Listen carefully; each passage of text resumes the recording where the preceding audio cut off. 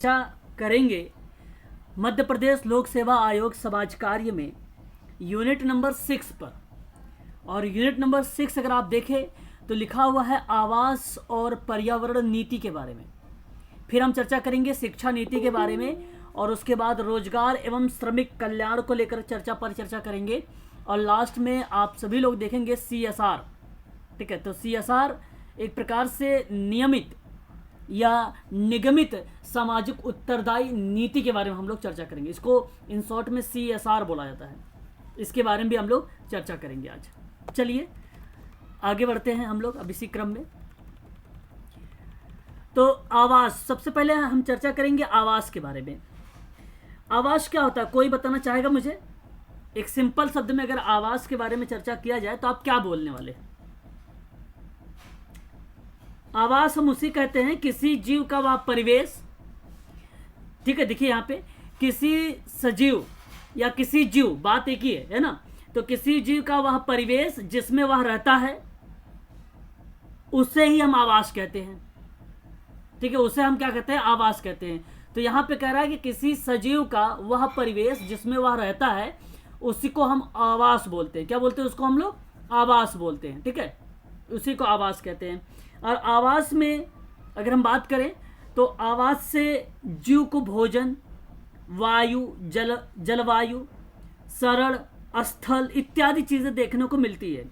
तो विभिन्न प्रकार के जो पौधे हैं, जो जीव जंतु हैं, वो एक ही आवास और एक ही जलवायु में, एक प्रकार से आप कह लीजिए जो भी जलवायु आपको मिल रहा है, एक ही जलवायु, अगर इस तरीके से बोला जाए तो सही नहीं है। कहने का मतलब है कि जो भी जलवायु मिल रहा है उस समय उसी जलवायु में रहते हैं। तो कहने का मतलब जीव जंतु एक ही आवास और जलवायु में रहते हैं क्योंकि सब एक दूसरे पर क्या है? निर्भर है। ठीक है, तो यहाँ पे कह रहा है कि अपने भोजन, वायु, शरण स्थल एवं अन्य आवश्यकताओं के लिए जीव अपने आवास पर निर्भर रहती है। तो इसी को हम लोग कहते हैं आवास। एग्जाम्पल के तौर पे दिया गया है कि तालाब मछली का निवास स्थान है, हमारा घर हमारा निवास स्थान है ना। एक पेड़ एक चिड़िया के लिए एक निवास स्थान है। समझ आ रहा होगा आवास के बारे में। आवास जो होता है वो दो प्रकार से होता है, एक होता है स्थलीय निवास और एक होता है जलीय निवास। ठीक है, तो आप समझ सकते हैं स्थल पर जीव जंतु मनुष्य हम सब लोग रहते हैं, और जलीय के बारे में अगर हम बात करें तो मछली का वह निवास स्थान है। तो ये फेमस रहा है सबसे ज़्यादा, तो आप लोग इसी को ध्यान रखेंगे। तो ये प्रश्न कभी कभी बन जाता है कि आवास किसे कहते हैं। तो ध्यान रखना आप सभी लोग, किसी जीव का वह परिवेश जिसमें वह रहता है उसे ही हम लोग आवास बोलते हैं। बस इतनी बात आप लोगों को ध्यान रखना है। आगे बात करते हैं। जैसे प्रश्न और भी तरीके से आप लोगों को देखने को मिल सकते हैं आवास को लेकर। तो आवास का ही एक पार्ट है, मैंने प्रश्न और उत्तर के माध्यम से आपके सामने प्रस्तुत कर रहा हूं। जैसे अनुकूलन किसे कहते हैं? ठीक है, तो ये कीवर्ड्स भी आप लोगों को ध्यान रखना होगा। अनुकूलन जिस विशिष्ट संरचना अथवा स्वभाव की उपस्थिति किसी पौधे अथवा जंतु को उसके परिवेश में रहने के योग्य बनाती है उसे हम लोग कहते हैं अनुकूल। तो जो विशिष्ट संरचनाएं हैं या जो स्वभाव में उपस्थिति है, जो प्रतिक्रिया किसी पौधे या जंतु के परिवेश में, तो जो रहने के योग्य है या उस परिवेश में रहने का योग्य है, हम उसी को बोल देते हैं अनुकूल कर लेता है, एक प्रकार से अडेप्टेशन कर लेता है या अनुकूलन की प्रतिक्रिया हो जाती है। ये किसी चीज के, या ऐसे ही प्रश्न बनता है कि किसी चीजों के लिए जीव अपने आवास पर निर्भर करता है। तो ये बात आप लोगों को ध्यान रखना हो क्योंकि यहाँ पे जीव अपने भोजन, वायु, शरण स्थल और अन्य आवश्यकताओं के लिए अपने आवास पर निर्भर रहता है। इसलिए किस मतलब किन जीवों के बारे में या किन चीजों के लिए जीव अपने आवास पर निर्भर रहता है। तो ध्यान रखिएगा, भोजन, वायु, शरण स्थल इत्यादि चीजों पर निर्भर रहता है। ठीक है, तो बहुत ही सरल है और सिंपल भी ये प्रश्न है ना, टफ प्रश्न नहीं है ऐसे के। आगे अगर हम बात करते हैं यहाँ पे स्थलीय आवास किसे कहते हैं?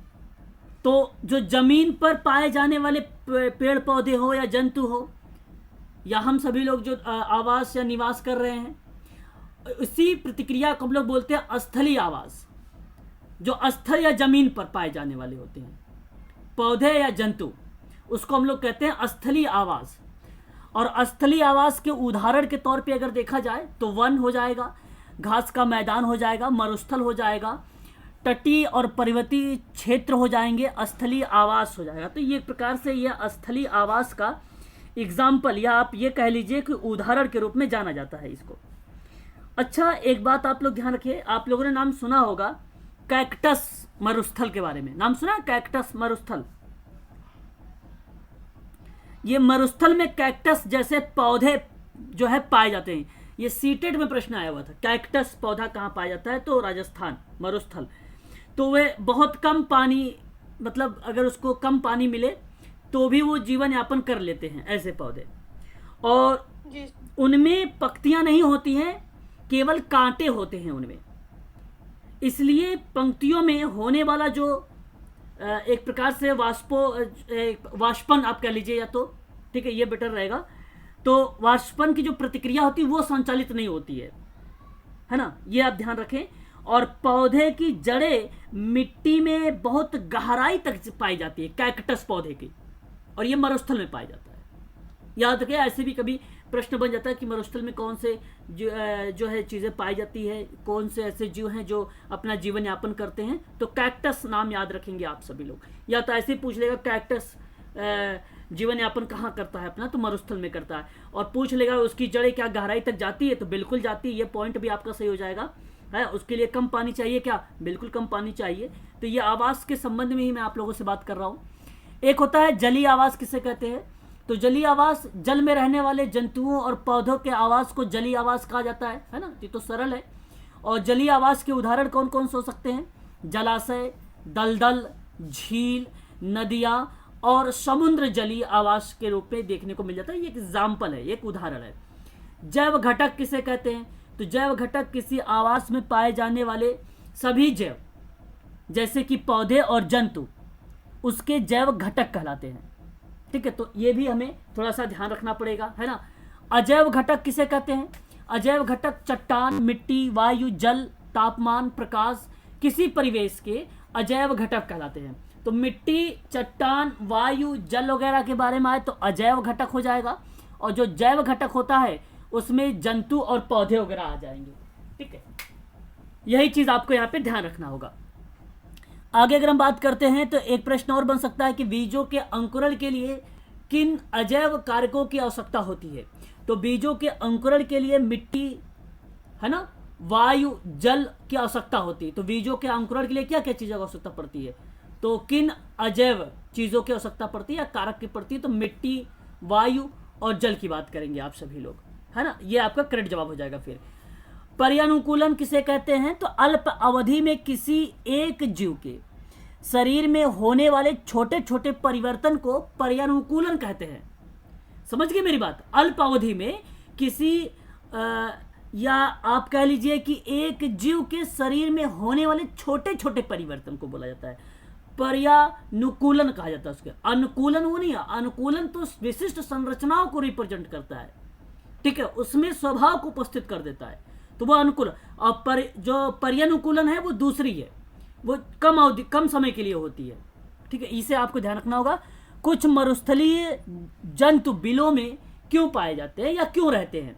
तो चूहे, सांप जैसे जंतु तेज गर्मी से बचने के लिए भूमि के अंदर, तेज गर्मी से बचने के लिए भूमि के अंदर गहरे बिल में रहते हैं। और रात्रि के समय जब तापमान में कमी आती है तो वो बाहर निकल जाते हैं।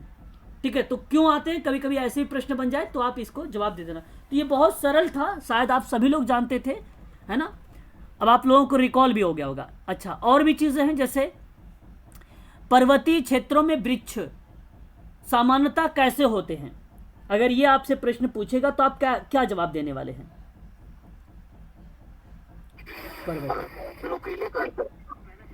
जी हाँ बताएं। देखिए, अगर हम बात करें पर्वतीय क्षेत्रों में वृक्ष सामान्यतः शंक्वाकार होते हैं और उनकी शाखाएं तिरछी होती हैं। ठीक है, और इनमें से कुछ वृक्ष की पंक्तियां सुई के आकार की होती हैं। तो ध्यान रखेंगे पर्वतीय क्षेत्र में वृक्ष कैसे होते हैं, ये ध्यान रखिए, शंक्वाकार में होती हैं। है ना, कोन टाइप में, इस तरीके कोन होता है ना, इस टाइप के वृक्ष पाए जाते हैं। और ये तिरछी, अगर इसमें जो होता है सुई की आकार की पंक्तियां होती हैं इसकी, है ना, इसे भी ध्यान रखना आप लोग। पर्वतीय क्षेत्रों में पाए जाने वाले जंतुओं में क्या अनुकूलित होता है? तो पर्वतीय क्षेत्रों में पाए जाने वाले जंतुओं की मोटी त्वचा और या फर ठंड में इनका बचाव होता है। तो आप इतना ध्यान रखें कि पर्वतीय क्षेत्र में पाए जाने वाले जंतुओं की मोटी त्वचा होती है और क्या अनुकूलित होता है, तो एक प्रकार से ठंड से बचाव करने के लिए, ठीक है। और ये फर ठंड, अच्छा कोई बताना चाहेगा मुझे फर ठंड क्या होता है? बताएं। सर इसमें ये है सर, त्वचा और फर ठंड, कंपैरिजन के ठंड से सर जी ये हेड एडेप्टेशन है, फर जो है मोटे हो जाते हैं जिससे। ओके, और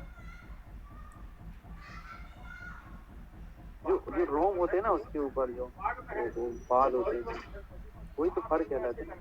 ओके, ठीक है।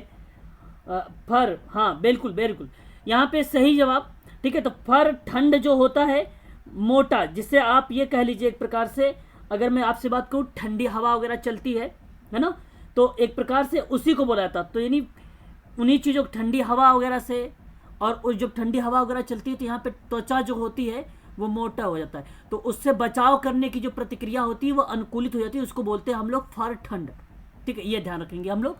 और याक ठंड होने वाले क्षेत्रों में रहने के लिए कैसे अनुकूलित होता है? तो याक के शरीर पर लंबे बाल होते हैं, उसे गर्म रखते हैं और ठंड से बचता है ये। तो याक तो आपको इजीली समझ में आ गया होगा। मछली सांस लेने के लिए ऑक्सीजन कहाँ से लेती है? तो मछली सांस के विलय आयु जो है वायु से ऑक्सीजन अवशोषित करती है। अगर आपसे प्रश्न पूछे कि मछली सांस लेने के लिए ऑक्सीजन कहाँ से लेती है ना, मछली सांस लेने के लिए ऑक्सीजन कहाँ से लेती है, बताएं। फेफड़ा, फेफड़ा भी एक होता है ना, मुंह, यह ऑप्शन में आपको मिलेगा। मछली सांस सर गलफड़े से, गलफड़े से, गलफड़े होते हैं सर। हाँ गलफड़े या गलफड़े, यही सही रहेगा आपका, ठीक है। सर गलफड़े को इंग्लिश में क्या बोलेंगे? कभी कभी आ जाता है, ध्यान नहीं आ रहा। गलफड़े की इंग्लिश किसी को पता हो तो। ठीक, एक बार आप लोग गूगल कर लेना, है ना, गलफड़े के इंग्लिश को गूगल कर लेना, जी गूगल है ना। हाँ, लेकिन यहाँ पे आप इसे ध्यान रखें, एक बार ये सुपर टेट में एग्जाम हुआ था, सुपर टेट में ये प्रश्न आ गया था, है ना, ये कि मछली सांस कहाँ से लेती है, ये प्रश्न आया हुआ था सुपर टेट में। आवास क्या है, आप समझ गए हैं? आवास, अच्छा आप लोगों की स्क्रीन दिखाई दे रहा है? हाँ बताएं। क्या अनुकूलन वगैरह भी आता है पेपर में? जी ऑक्सीजन में क्या बता रहे हैं आप? नहीं ये हम पूछ रहे हैं सर, ये अनुकूलन हो गया, अनुकूलन से रिलेटेड ये सब आता है ना, आवासीय कितने एडेप्टेशन, अनुकूलन वगैरह को लेकर एलिगेशन से प्रश्न बना सकता है आप लोगों से, ठीक है, ऐसा कुछ अनुकूलन से प्रश्न बना सकता है ना, याद रखेंगे। चलिए मैं आगे बढ़ता हूँ इसी क्रम में आप लोगों, ठीक है ना।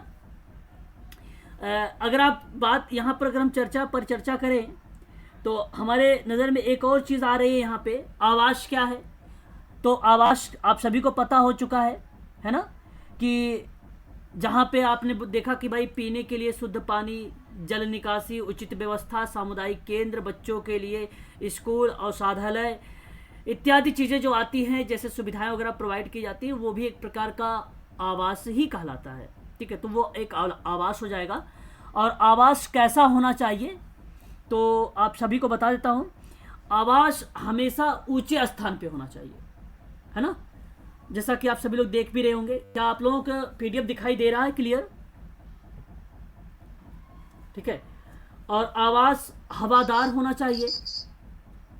आवास का निर्माण इस तरह करना चाहिए कि उसमें सूर्य की पर्याप्त रोशनी आ सके।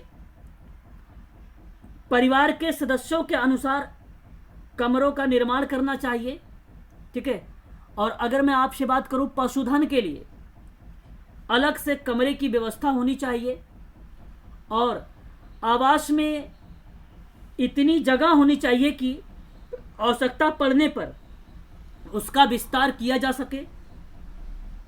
आवास में अगर मैं बात करूं तो रसोई घर, शौचालय और स्नान घर की व्यवस्था भी होनी चाहिए और आवास में या आवास की साफ सफाई नियमित रूप से होनी भी चाहिए। तो ये आप लोगों का था आवास के बारे में कि कैसा होना चाहिए, ये भी आप लोगों को ध्यान रखना पड़ेगा। और आगे अगर हम बात करें आवास के कुछ प्रकारों के बारे में चर्चा करें तो इसके कुछ टाइप बताए गए। एक तो ये बताया गया कि पहला श्रेणी, एक दूसरी बताई गई दूसरी श्रेणी, एक बताया गया तीसरी श्रेणी। तो पहली श्रेणी में आवास में जैसे पक्के आवास आते थे, इसमें दीवार ईंट पत्थर की होती है और इनमें छत पक्की होती है, खपरेल, टाइल्स, सीमेंट की चादर इत्यादि देखने को हमें मिलती है, ठीक है। और इस प्रकार के मकान की संख्या बहुत कम है। तो ये पहली श्रेणी के अंतर्गत आती है, ठीक है, याद रखेंगे आप लोग। दूसरी श्रेणी के अगर पूछता है टाइप में, तो इस श्रेणी में मिट्टी के दीवार बने होते हैं, मिट्टी के दीवारों के मकान बने होते हैं और इस प्रकार के मकानों में जो छत लगी होती है खपरेल या टीन के चादरों से होगी, वो दूसरी श्रेणी के अंतर्गत आता है। एक प्रकार से आप कह सकते हैं ये भी एक प्रकार का आवास का प्रकार है, आप ये भी बोल सकते हैं। और जो तीसरा होता है, इस आवास में अगर मैं बात करूं तो घास फूस से बने झोपड़ियां आती हैं और मकान अगर मान लीजिए खराब हो जाता है तो वो चेंज तुरंत कर लेते हैं। चेंज करने का मतलब ये होता है मौसम अगर खराब होता है तो वह मकान उनको सुरक्षित नहीं कर पाता है क्योंकि घास फूस का बना होता है ये, ठीक है। और ऐसे मकानों में रहने वालों को गर्मी, ठंड और बरसात तीनों मौसमों में इसको कठिनाई देखने को हमें मिलती है तीसरी श्रेणी में। तो ये तीन टाइप के हो जाएंगे, आप इसे भी ध्यान रखेंगे आवास को लेकर, है ना। आगे बात करते हैं आवास में। अच्छा, कैबिनेट बजट को लेकर थोड़ा सा आगे बढ़ते हैं हम लोग, है ना। कैबिनेट बजट ने कहा है भाई यहाँ पे कि सरकार ने ग्रामीण निर्धनों को आश्रय उपलब्ध कराने के लिए विभिन्न कार्यक्रम शुरू किए थे और इसमें प्रमुख कार्यक्रम इंदिरा आवास योजना है। और इस कार्यक्रम के तहत वर्ष 2002 और 7 के दौरान 8,603 करोड़ रुपया 10वीं पंचवर्षीय योजना में, ये वैल्यूम एक प्रकार से आप कह सकते हो, वैल्यूम का मतलब होता है कि डिसाइड किया गया दूसरी बार, ठीक है। तो व्यय करने का प्रावधान के बारे में जो चर्चा की गई थी 2002 और 2007 के दौरान में 8,603 इंदिरा आवास योजना के माध्यम से, ठीक है। तो इसे आप लोग ध्यान रखिएगा, खासकर ये इंपॉर्टेंट है ना, ठीक है। इसको आप लोग खासकर ध्यान रखेंगे। क्लियर हुआ इतनी बातें? एक बार मुझे कंफर्म कर दीजिए आप लोग।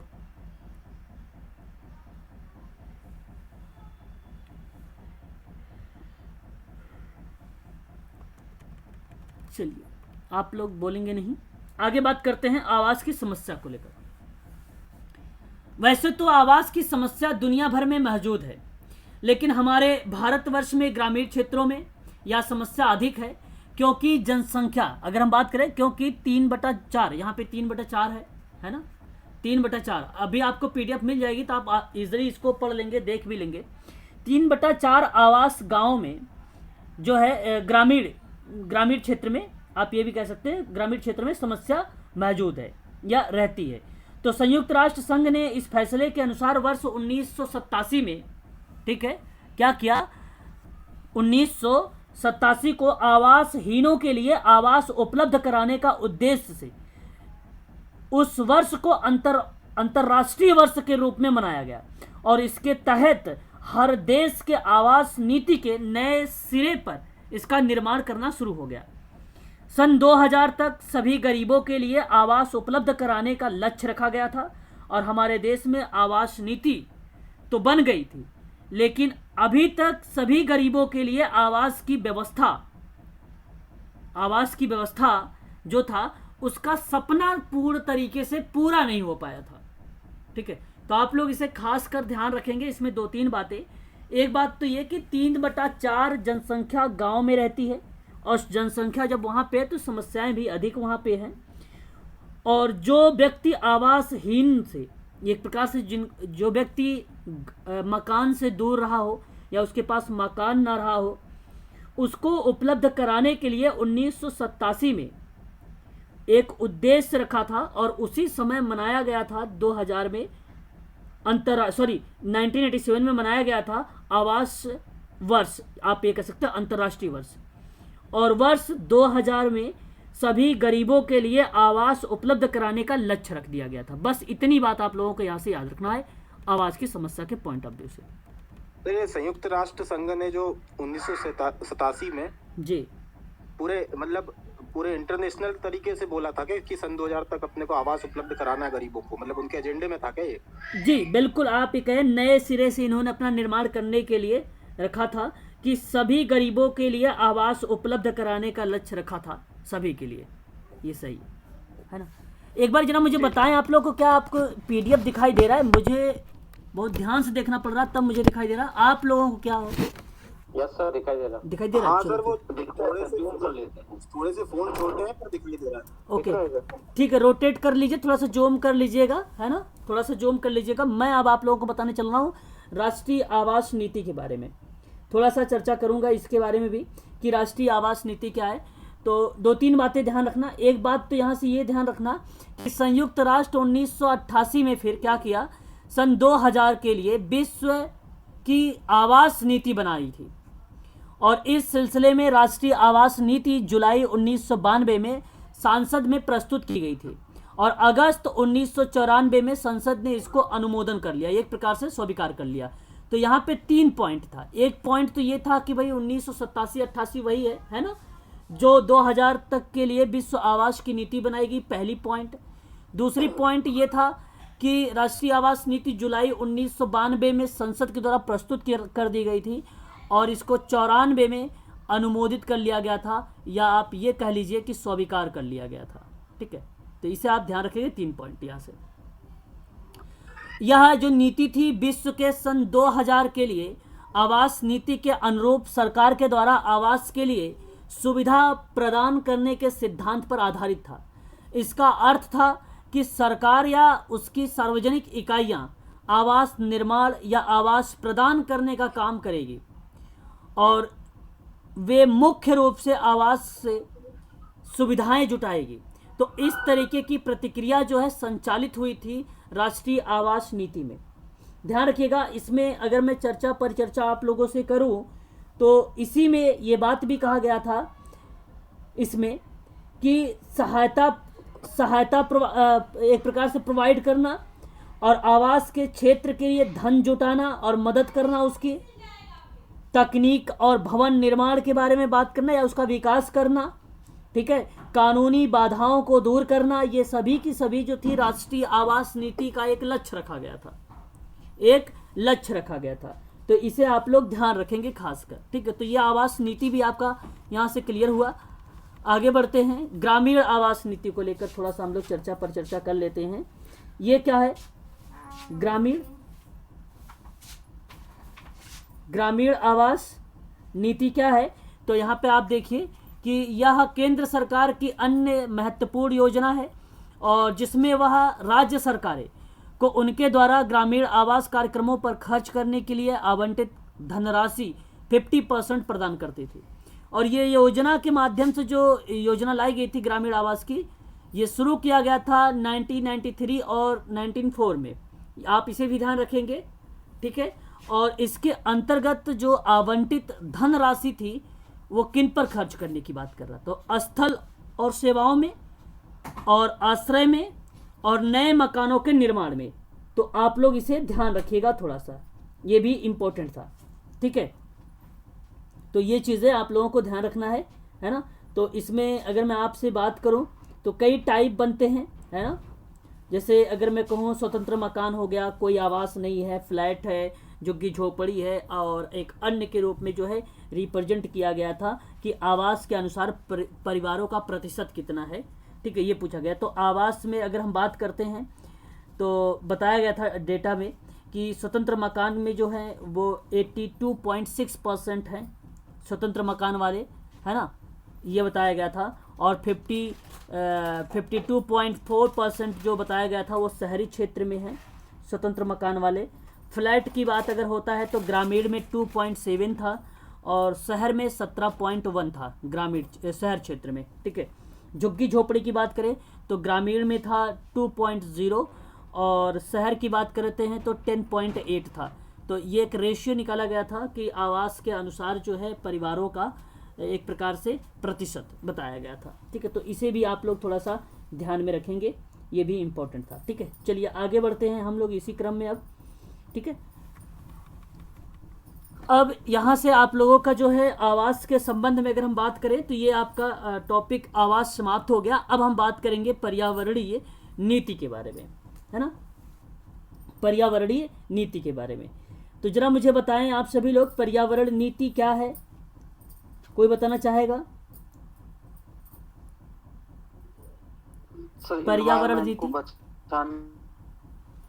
नीति बनाई जाती है वो पर्यावरण नीति होती है। ओके, चलिए ठीक है। देखिए यहाँ अगर मैं आप लोगों से बात करूँ तो साफ शब्दों में लिखा हुआ है, ठीक है, पर्यावरण नीति के बारे में। तो पर्यावरणीय दर्शन का वह एक खंड है जो नीति शास्त्र की पारंपरिक सीमाओं को मनुष्यों के दायरे में बढ़ाकर अन्य जीव जंतुओं को शामिल करता है और इसका प्रभाव अन्य विषय जैसे अगर हम बात करें भूगोल के बारे में, परिस्थितिकी के बारे में, अर्थशास्त्र के बारे में, धर्मशास्त्र, समाजशास्त्र, कानून, समाज कार्य भी आ जाएगा इसी में, और इत्यादि विषयों पर भी ये प्रभाव देखने को हमें मिला है, ठीक है। तो ये पर्यावरण एक नीति हालांकि दिया हुआ है तो हमें पर्यावरण के बारे में ही पढ़ना है कि उसमें कौन कौन सी नीतियाँ भी लाई गई थी। एक नीति 2004 में लाई गई थी और एक नीति जो है 2006 में लाई गई थी, ठीक है। तो इसे भी आप लोग ध्यान रखेंगे। थोड़ा सा यहाँ पर बात करेंगे हम लोग स्वतंत्र भारत में पर्यावरण नीति और कानून के बारे में। हालांकि ये क्वेश्चन यहाँ से पूछा गया था यूजीसी में इस बार, है ना।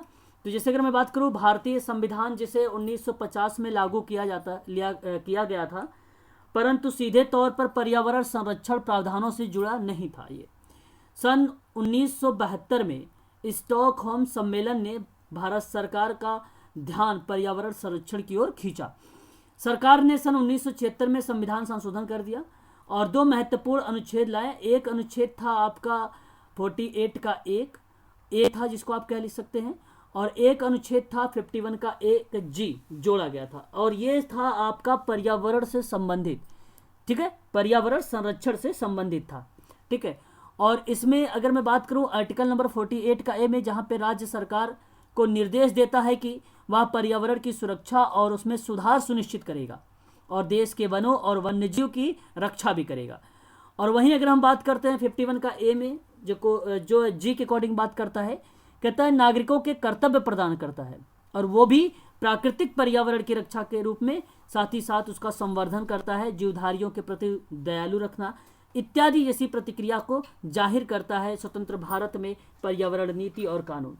तो ध्यान रखेंगे ये भी पॉइंट। यहाँ से मैं आपको 2-3 बातें बताऊंगा। एक तो ये बात ध्यान रखना कि भारतीय संविधान जिसे 1950 में लागू किया गया, एक बात ये। दूसरी बात आपको कि स्टॉकहोम में सम्मेलन में भारत सरकार ने पर्यावरण संरक्षण की ओर जो है बल दिया, कब? 1972 में, ये दूसरी बात। तीसरी बात आपको ध्यान रखना होगा, यहाँ पे 2 आर्टिकल्स, एक आपको याद रखना होगा 48 का एक, और आप दूसरा जो याद रखेंगे 51 का ए के अकॉर्डिंग, या आप कह लीजिए 1 में जी, ठीक है। तो ये पॉइंट आपको ध्यान रखना पड़ेगा, ठीक है। या तो 51 का जी ही कहेंगे, ठीक है, तो भी आपका ये रिप्रेजेंट कर देगा नागरिकों के कर्तव्य को लेकर, है ना। आगे बढ़ते हैं। अब पर्यावरण कानून के संबंध में कुछ नियम है, हम उसको देख लेते हैं कौन कौन से नियम है। तो जैसे एक जल प्रदूषण संबंधी कानून के परिप्रेक्ष्य में, है ना, तो एक है आपका रिवर्स बॉर्डर्स एक्ट 1956, ठीक है। ये आपको याद रखने की जरूरत नहीं, एग्जाम में हालांकि नहीं आज तक देखा हूं मैंने कहीं इसका, लेकिन आप जल प्रदूषण निवारण नियंत्रण अधिनियम ये याद रखेंगे 1974 का है, 1974 का है, ठीक है।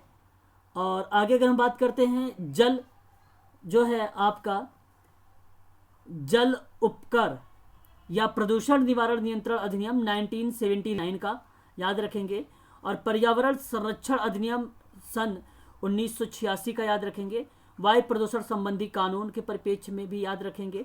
फैक्ट्री एक्ट जो है 1948 का याद रखेंगे। उपकर उपकर, देखिए ये एक प्रकार से वही बताता है जहां नियंत्रण को लेकर परिप्रेक्ष्य में या प्रदूषण को निवारण के लेकर परिप्रेक्ष्य में, ठीक है, साफ सफाई को लेकर उसी के परिप्रेक्ष्य में ये बात करता है, ठीक है। उपकर भी, तो जल उपकर की बात आएगी तो साफ सफाई को ध्यान में रख लीजिए वहाँ पे। और जल प्रदूषण निवारण नियंत्रण भी साफ सफाई को ही रिप्रेजेंट करता है। तो पहले ये आया था 1974 में, बाद में इसका नाम उपकर के साथ जोड़ दिया गया था 1971 में कुछ उद्देश्यों के साथ, ठीक है। तो ये आपको ध्यान रखना पड़ेगा। पर्यावरणीय कानून व नियम हैं ये सभी के सभी, ठीक है, याद रखेंगे आप सभी लोग।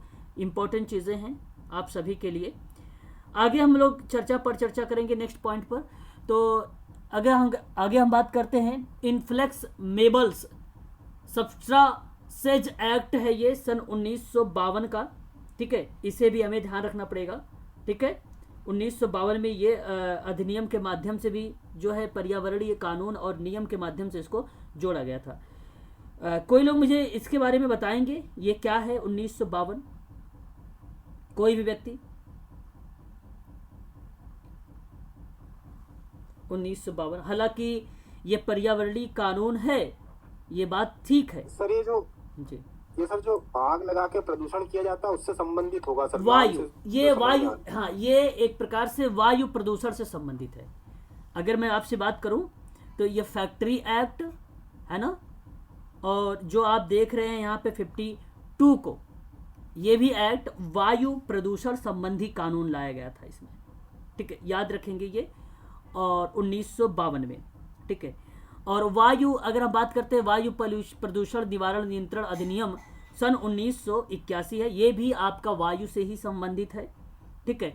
तो यहाँ पे 3 अधिनियम आप ध्यान रखना है वायु से रिलेटेड, इन तीनों को वायु से रिलेटेड ध्यान रखना होगा। आगे हम बात करते हैं पर्यावरण संरक्षण अधिनियम के परिप्रेक्ष्य में। तो यहाँ पे अगर हम बात करें तो ये भी बेसिकली वायु को ही रिप्रेजेंट करेगा, है ना। तो ये 4 आर्टिकल्स हो जाएंगे आपके वायु के परिप्रेक्ष्य में। अब हम बात करेंगे भूमि प्रदूषण संबंधी कानून में। तो यहाँ पे एक फैक्ट्री एक्ट है, ये भी 1948 का है, उसी के तहत आएगा।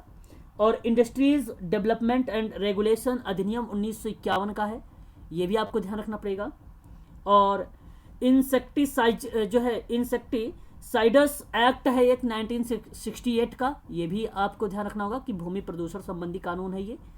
और urban land ceiling and regulation act के रूप में अगर देखा जाए तो 1976 में लाया गया था। तो ये इतने एक्ट आप लोगों को यहाँ से ध्यान रखना होगा भूमि से संबंधित में। आगे बात करेंगे वन और वन जीव संबंधी कानून को लेकर परिप्रेक्ष्य में। तो फॉरेस्ट जो है कंजर्वेशन एक्ट है 1960 का, और उसके बाद आपका आता है वाइल्ड लाइफ प्रोटेक्शन एक्ट 1972 का, 1972 का, फॉरेस्ट कंजर्वेशन एक्ट 1980 का, और यहाँ पे आगे अगर हम बात करते हैं तो वाइल्ड लाइफ प्रोटेक्शन एक्ट 1995 का, ठीक है। तो ये 4 एक्ट आप लोग यहाँ पे ध्यान रखेंगे वन और वन्य जीव से संबंधित, ठीक है। तो इन 4 एक्टों के बारे में समझ लीजिए अच्छे से, ज़रूर आप लोगों से इनसे क्वेश्चन मिल सकते हैं कि कौन सा एक्ट कब आया है। उसके बाद अगर हम बात करते हैं जैव विविधता, तो जैव विविधता अधिनियम भी 2002 में लाया गया था, ठीक है। आगे अगर हम बात करते हैं, ठीक है, और भी एक्ट हैं, जैसे अगर मैं बात करूं तो जैसे वायु प्रदूषण निवारण नियंत्रण अधिनियम है। प्रोटेक्शन एक्ट जो है जी sir, wild life protection act पर 1972 भी है और 1993 भी है क्या सर? 2 है क्या? हाँ, देखो यहाँ अगर हम बात करते हैं वाइल्ड लाइफ एक्ट के बारे में तो वो भी 73 का भी है और 92 का भी है, ठीक है, दोनों का है, दोनों मेंशन किए गए हैं, ठीक है। तो उसे आप उसको भी ध्यान में रख सकते हैं, ठीक है। क्लियर हुआ? एक बार स्पष्टीकरण करें, क्या मैं सभी एक्टों के बारे में आप लोगों को थोड़ा थोड़ा से हर एक एक्ट के बारे में बता दूं क्या? अगर आप कहेंगे तो मैं यहाँ पे थोड़ी थोड़ी चर्चा आप लोगों से कर दूंगा, ठीक है।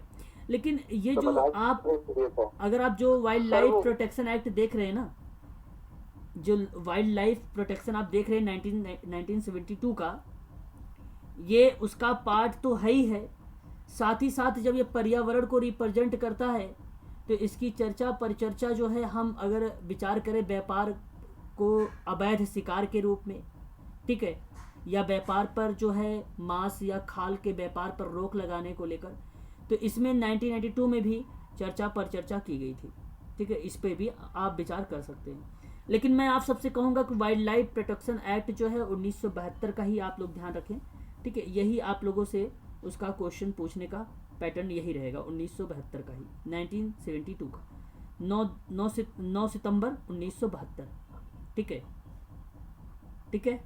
सर सर ये 2002 में बायोडाइवर्सिटी एक्ट और वो वाइल्ड लाइफ एक्ट है 1972 में। 1972 में बायोडाइवर्सिटी मतलब नहीं समझा मैं। सर 1972 में वन्य जीव संरक्षण अधिनियम है और जैव विविधता है 2002 वाला। देखिए ये बाद के जो उसमें चेंजेस लाए गए हैं वो एक्ट यही हैं, एक्ट आपके यही हैं। उसमें आपको जो 2-3 बातें चेंज किया जाता है या उसमें संशोधन किया जाता है वो पार्ट उसमें मेंशन किए जाते हैं। मैं आप सबसे कहूँगा कि ये एक्ट वही है। एक्ट का नाम आप 2002 वगैरह नहीं लगाएंगे अपने मन से। जो मैं आपको दे रहा हूँ यही आपको करना होगा। वहाँ पे ऐसा कुछ भी नहीं आने वाला है कि 2002 दे दे आपको कुछ, ऐसा कुछ भी वहाँ पे आप लोगों के सामने नहीं आने वाला है, ठीक है। क्लियर हुआ? जी सर। हाँ, तो यही आपको ध्यान रखना होगा। बस आगे बढ़ते हैं हम लोग। अच्छा, और भी एक्ट के अंतर्गत मैं बात कर रहा था, जैसे वायु प्रदूषण निवारण नियंत्रण अधिनियम 1981 भी इसी के अंतर्गत आ जाएगा, ठीक है। वन्य जीव और वन संबंधी कानून के परिप्रेक्ष्य में ही, ठीक है, ये उसी के परिप्रेक्ष्य में आ जाता है एक्ट, वहाँ पर भी इसको मेंशन कर दिया जाता है, ठीक है। तो चलिए, ये थे एक्ट के संबंध में कुछ बातें। आगे हम लोग थोड़ा सा अब बात करेंगे और भी कुछ चीज़ों को लेकर। हमारे जैसे बहुविध प्रगतिशील समाज में आर्थिक, राजनीतिक, सांस्कृतिक, पर्यावरणीय क्षेत्र से संबंधित अनेक चुनौतियां होती हैं। विकास से वंचित रह रहे लोगों को आजीविका में सुरक्षा और स्वास्थ्य संबंधी देखरेख, शिक्षा और उसके सशक्तिकरण और उपायों के लेकर व्यापक स्तर पर फैली गरीबी को कम करना होगा। लैंगिक असमानता को दूर करना होगा। अनिवार्यता के मार्ग में ये सभी चुनौतियों को अपनी बृहद रूप में सामने रखा जाएगा। तो ये भी एक प्रकार से, ये जो मैं बात कर रहा हूँ आप लोगों से, ये पर्यावरणीय ही अधिनियम के अंतर्गत आएंगे सारे के सारे, ठीक है। और पर्यावरण प्रबंधन में, उसके संबंध में कुछ वर्तमान में राष्ट्रीय नीति जो है भारतीय वन नीति 1988, राष्ट्रीय संरक्षण कार्य नीति, पर्यावरण का विकास वक्तव्य 1992, प्रदूषण उपशमन संबंधी नीति वक्तव्य 1992 में निहित है। कुछ सेक्टर नीतियों जैसे राष्ट्रीय कृषि नीति 2000, राष्ट्रीय जनसंख्या नीति 2000 और राष्ट्रीय जल नीति 2002 पर्यावरण प्रबंधन के क्षेत्र में अपना एक अहम भूमिका निभाया है। तो ये नीतियाँ जितनी आई हैं आपके सामने मैनेजमेंट को लेकर, इसे भी आप लोग ध्यान रखेंगे, ठीक है। तो ये भी कहीं ना कहीं अगर मैं आप लोगों से बात करूं तो पर्यावरण कानून और नियम से संबंधित ही है ना, उसी से ये रिलेटेड है, ठीक है। आगे हम बात करते हैं, ठीक है, नेक्स्ट पॉइंट पे चलते हैं। राष्ट्रीय पर्यावरण नीति 2004 में लाई गई थी और ये पर्यावरण तथा वन मंत्रालय ने दिसंबर 2004 को राष्ट्रीय पर्यावरण नीति एक ड्राफ्ट के रूप में जारी किया था और अपनी प्रस्तावना में ये बात कहा था कि समस्याओं को देखते हुए कि व्यापक पर्यावरण नीति की आवश्यकता है, ठीक है। तो जैसे वर्तमान में जो भी समस्याएं हैं उसको संशोधन करके जो है पर्यावरण को एक प्रकार से संरक्षित किया जाए, ठीक है, इस तरीके की बात की गई थी।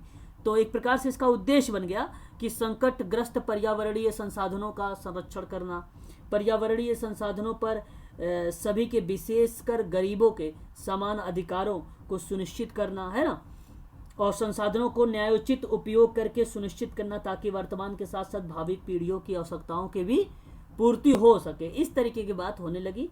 आर्थिक और सामाजिक नीतियों का निर्माण होने लगा पर्यावरण के संदर्भ में, उसको ध्यान में रखते हुए या उसके पॉइंट ऑफ व्यू से, ठीक है, आप ऐसे भी कह सकते हैं, ठीक है। तो पर्यावरण जो है यहाँ पे अगर हम पढ़े तो पर्यावरणीय संसाधन पर सभी कि विशेषकर गरीबों के समान अधिकारों को सुनिश्चित करना, संसाधनों को न्यायोचित उपयोग करके सुनिश्चित करना ताकि वे वर्तमान के साथ साथ भावी पीढ़ियों की आवश्यकताओं की पूर्ति कर सके, आर्थिक सामाजिक नीतियों का निर्माण कर सके, पर्यावरण संदर्भ से या संदर्भ को ध्यान में रखना। तो ये एक प्रकार से संसाधनों के प्रबंधन में खुलापन था, उत्तरदायित्व और भागीदारी के मूल्यों को भी शामिल किया करता था। ठीक है, तो ये भी चीज़ें हमें ध्यान रखना पड़ेगा। ठीक है, प्रत्येक मानव को एक स्वास्थ्य पर्यावरण के अधिकारों के बारे में रिप्रेजेंट करता है आपका अधिनियम 2004 का। ठीक है, वन अधिकार अधिनियम 2004 का। ठीक है,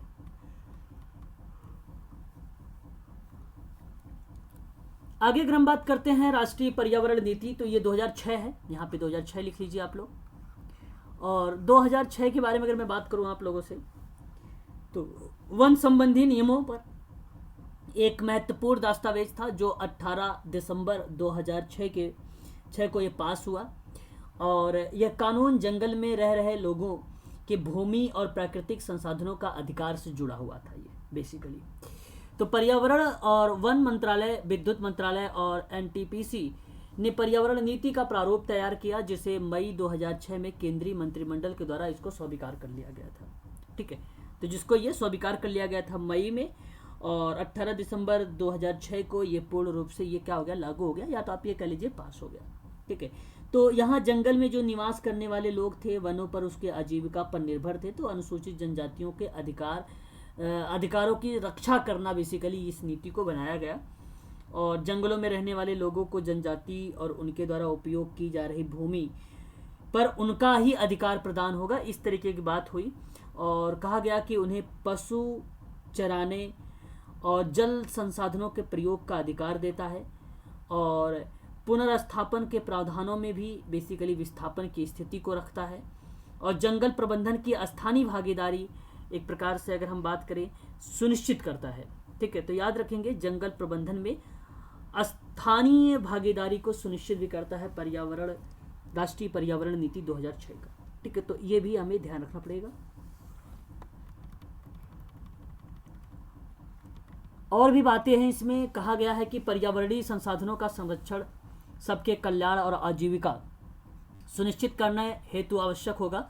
अतः संरक्षण का सबसे मुख्य आधार यह होना चाहिए कि किसी संसाधन पर निर्भर रहने वाले लोगों को संसाधन का निम्नीकरण के बजाय उसके संरक्षण, आजीविका को बेहतर अवसर प्रोवाइड किया जा सके। तो एक प्रकार से अगर मैं बात करूं आप लोगों से, पर्यावरण संरक्षण में न्यायपालिका की भूमिका, भारत में सरकार संरक्षण की दिशा में न्यायपालिका का एक महत्वपूर्ण पहल था। और जीवन के अधिकार जिसका उल्लेख संविधान के अनुच्छेद नंबर 21 में बताया गया है कि वह सकारात्मक तरीके से व्याख्या करता है। ठीक है, सकारात्मक तरीके से व्याख्या करता है ना, तो इसलिए आप लोग इसे भी ध्यान में रखेंगे। ठीक है, आगे अगर हम बात करते हैं नेक्स्ट पॉइंट पर,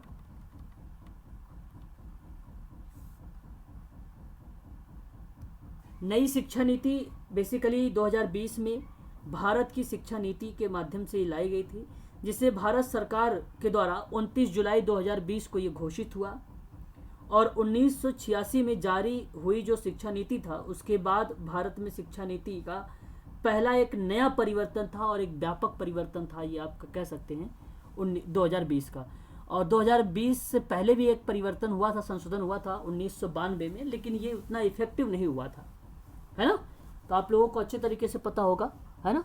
तो यहाँ पे आपका सही जवाब हो जाएगा कि एक तो राष्ट्रीय शिक्षा नीति 1986 में ये लाई गई थी, और दूसरा संशोधन जो है बनाई गई थी आपका 1992 में। आप लोगों ने यूजीसी के जितने बच्चों ने प्रश्न किया होगा, शायद प्रश्न आया हुआ था शिक्षा से लेकर, तो वर्तमान नीति जो है अंतरिक्ष वैज्ञानिक के कस्तूरी रंजन की अध्यक्षता वाली समिति का रिपोर्ट पर आधारित थी। तो किससे संबंधित थे, शायद ये मैच करना था आप लोगों को, और आप लोगों ने शायद किया था कि कस्तूरी रंजन का नाम। ठीक है, तो ये भी आप ध्यान रखेंगे, है ना, ये प्रश्न पूछा जा रहा है आजकल। उसके बाद नई राष्ट्रीय शिक्षा नीति 2020 के तहत वर्ष 2030 तक सकल नामांकन जो है एक प्रकार से अनुपात, जिसको आप कहते हैं ग्रॉस इनरोलमेंट रेशियो GER को 100% लाने का लक्ष्य रखा गया था।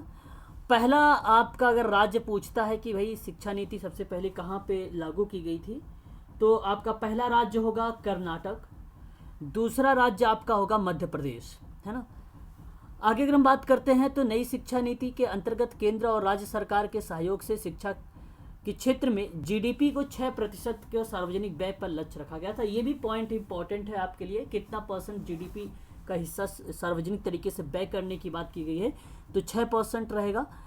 और उसके बाद नई शिक्षा नीति की घोषणा के साथ ही मानव संसाधन प्रबंधन मंत्रालय का नाम परिवर्तित कर शिक्षा मंत्रालय कर दिया गया था, और ये भी आपको अच्छे तरीके से पता है।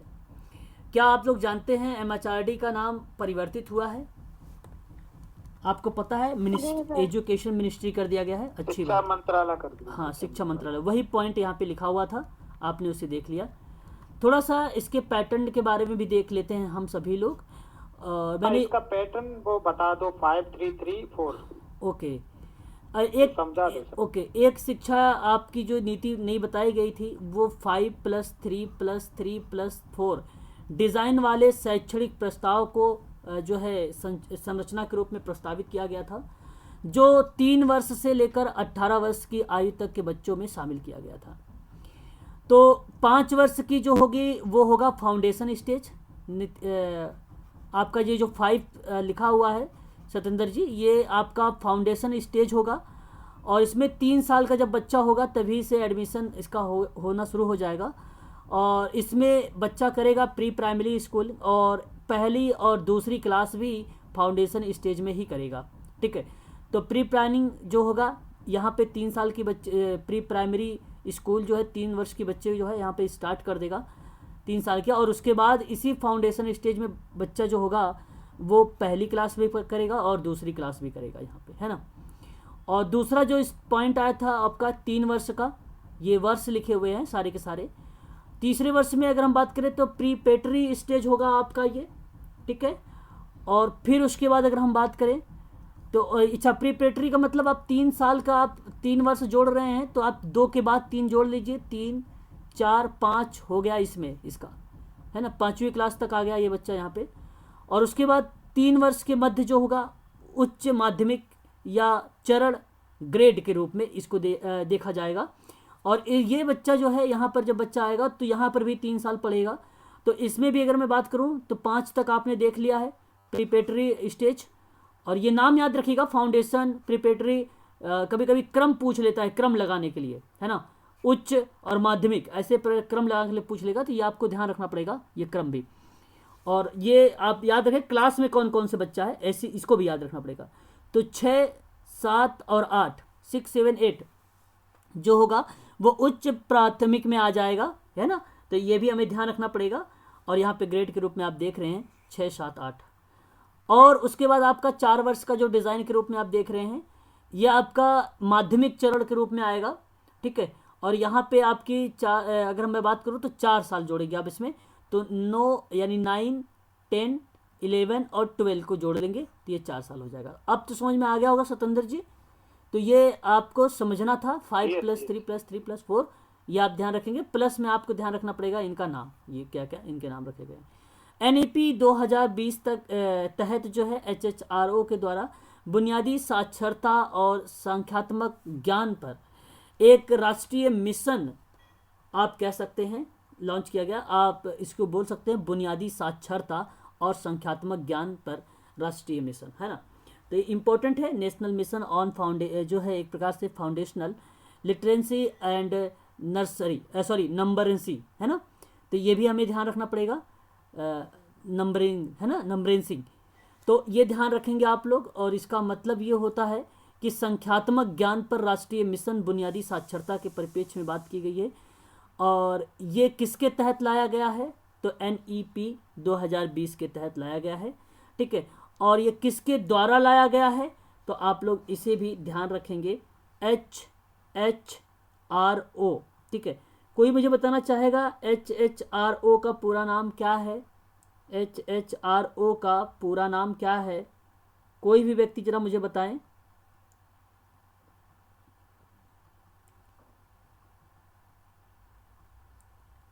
बताइए। आप ही बता दो सर। ओके, चलिए मैं आपको बताता हूँ, मेरी बात को ध्यानपूर्वक एक बार सुन लीजिए आप सभी लोग, ठीक है। यहाँ पे अगर हम बात करें जो है हम्बुराबी ह्यूमन राइट्स ऑर्गेनाइजेशन इसको कहा गया है, ठीक है, ध्यान रखेंगे आप सभी लोग इसको, ठीक है, दोबारा से रिपीट कर दें, कर दीजिए। हाँ लिखिए जरा, हम्बू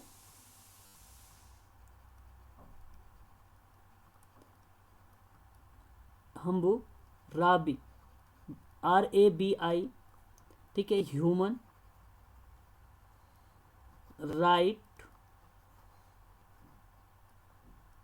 ठीक है, उसके बाद ऑर्गेनाइजेशन, ठीक है, याद रखेंगे आप लोग। 2005, ठीक है। सर ये हम्बुराबी का मतलब क्या होता है? ये एक नॉन गवर्नमेंट ऑर्गेनाइजेशन है ना, और इराक में है ये। इसके द्वारा बेसिकली आप कह लीजिए इसी के तहत जो है लॉन्च किया, या इसने बताया कि ये शिक्षा होनी चाहिए, अगर ये शिक्षा होगी तो एक अच्छा ज्ञान जो है लोगों को मिलेगा और एक व्यवहारिक या व्यावसायिक ज्ञान यहाँ पे दिया जाएगा अगर ये चीज़ें लागू करते हैं तो।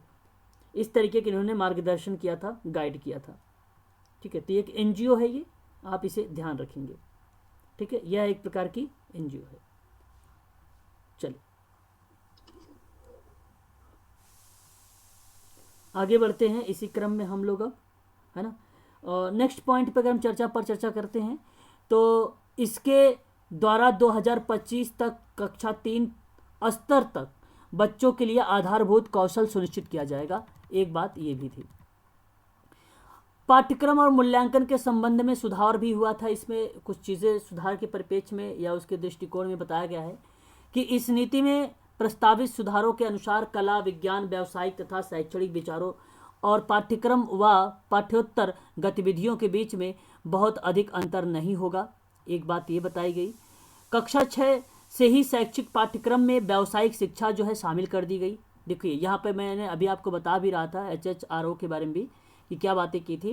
व्यावसायिक शिक्षा क्लास 6 से इन्होंने फिर संचालित कर दिया और फिर इन्होंने इंटर्नशिप की व्यवस्था भी कर दी थी, व्यवस्था भी की है इसमें।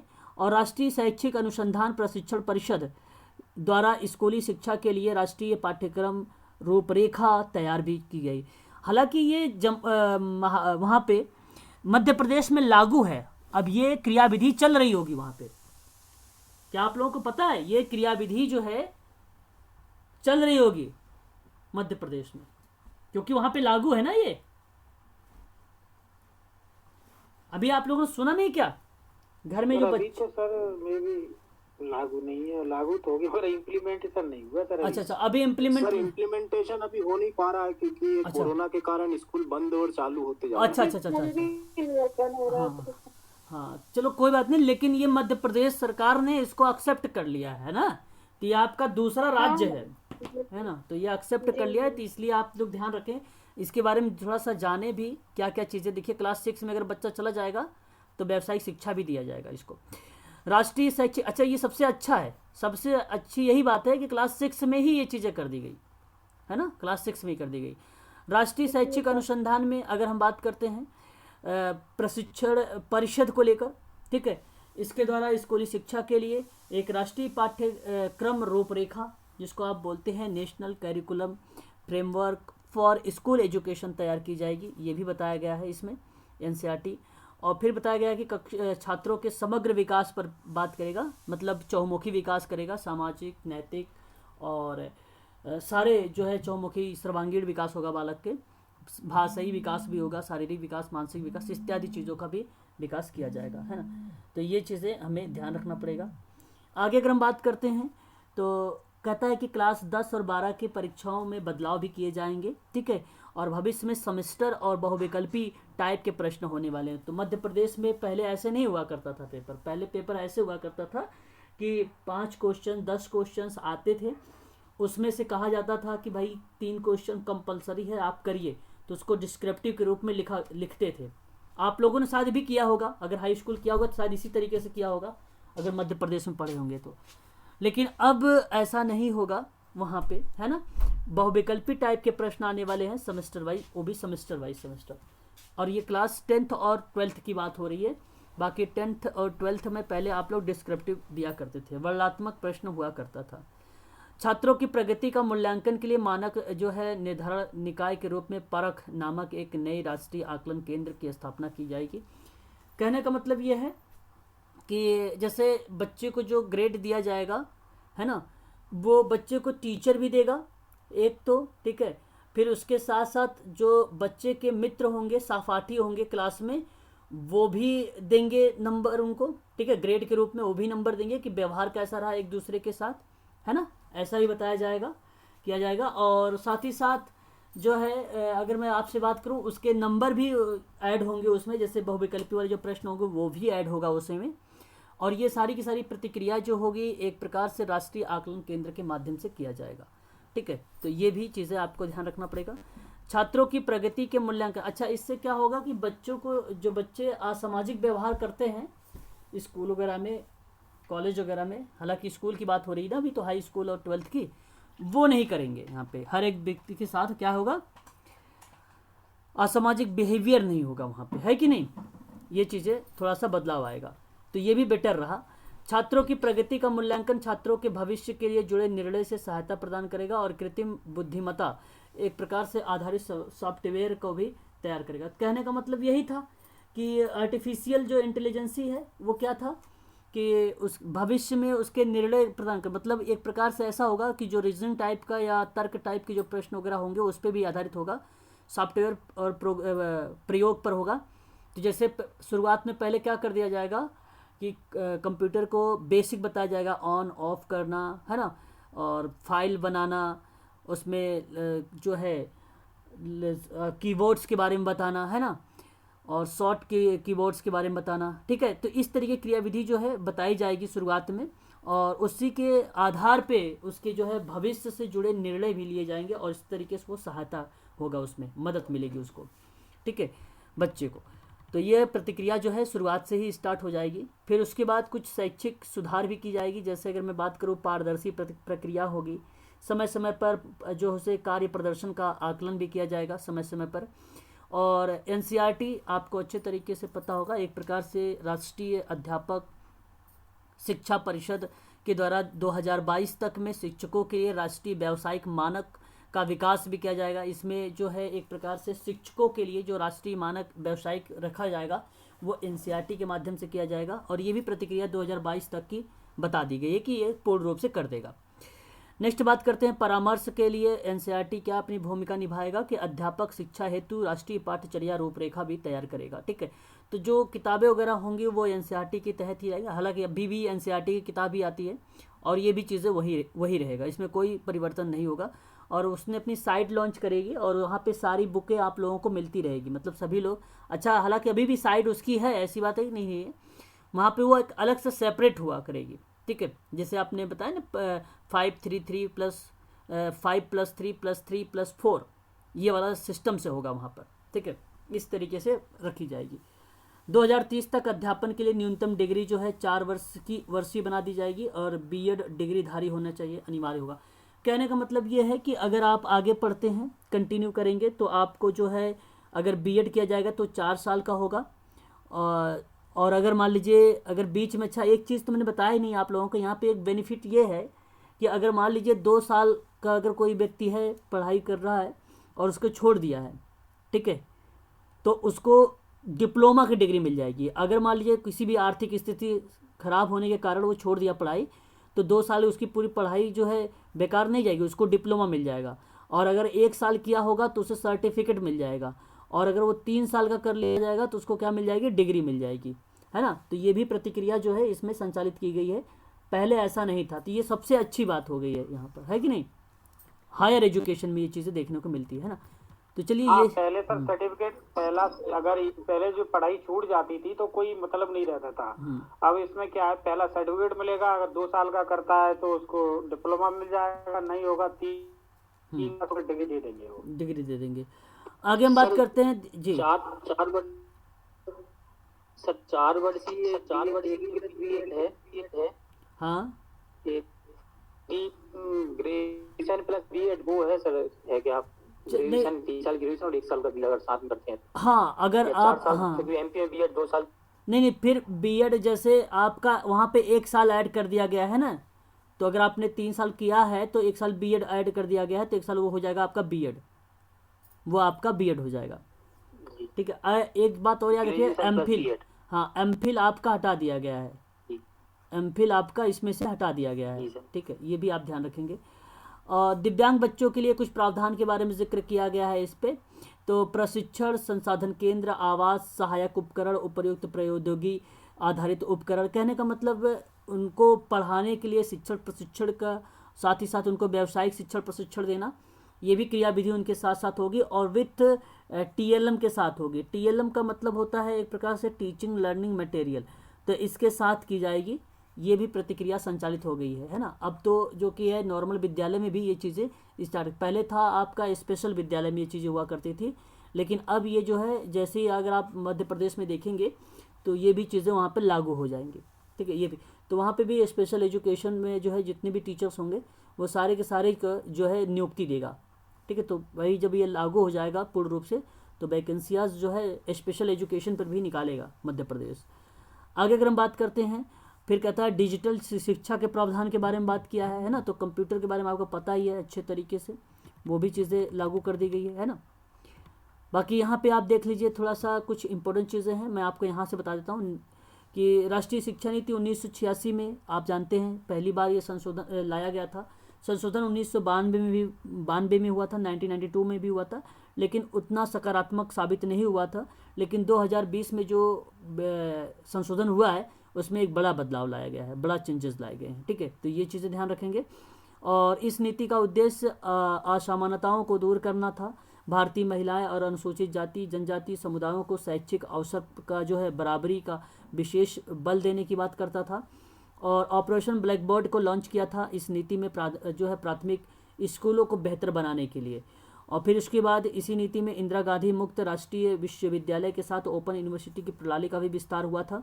और ग्रामीण भारत में ज़मीनी स्तर पर आर्थिक और सामाजिक जीवन को बढ़ावा देने के लिए महात्मा गांधी के दर्शन पर आधारित था राष्ट्रीय ग्रामीण विश्वविद्यालय मॉडल निर्माण के लेकर।